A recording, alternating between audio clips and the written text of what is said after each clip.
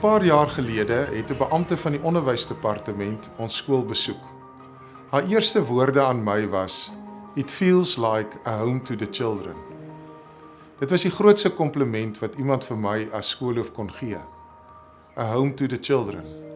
Want dit is presies dit wat ons by die gereformeerde laerskool wil wees. By GLB word ons dieselfde opgevoed as wat ons ouers ons opvoed. GLB help ons ouers om hierdie belofte na te kom.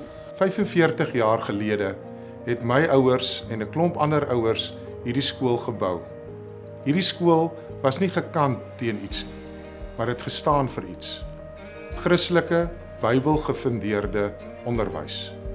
En ons as onderwysers besef baie goed wat ons verantwoordelikheid by hierdie skool is. Hierdie kinders is in die eerste plek God se kinders en 'n geskenk uit God se hand en daarom 'n enorme verantwoordelikheid. By GLB is ons a home to the children. Want by hierdie skool leer hulle wie hulle hemelse Vader is, in alle vakke. Hulle leer hom ken as hulle skepper. Hy is die een wat vir hulle sorg. Hy is die een wat vir hulle liefhet. Hy is die een wat vir hulle so liefhet dat hy sy eie seun gestuur het. By GLB is akademie prioriteit. Want sien, as 'n kind van God doen ons mos nie halwe werk nie. Ons werk mos hier tot eer van die Here. In al ons leerplanne by GLB wil ons dan ook vir die kinders wys wie God is.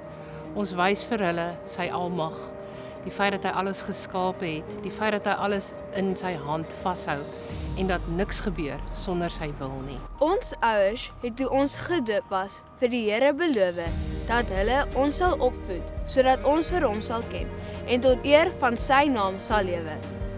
Dit is wat ons skool so spesiaal maak. Wat lekker is van ons skool, is dat al die leerders en onderwysers kinders van God is. Saam probeer ons goeie volgelinge van die Here Jesus te maak. Al die onderwysers het ons regtig lief.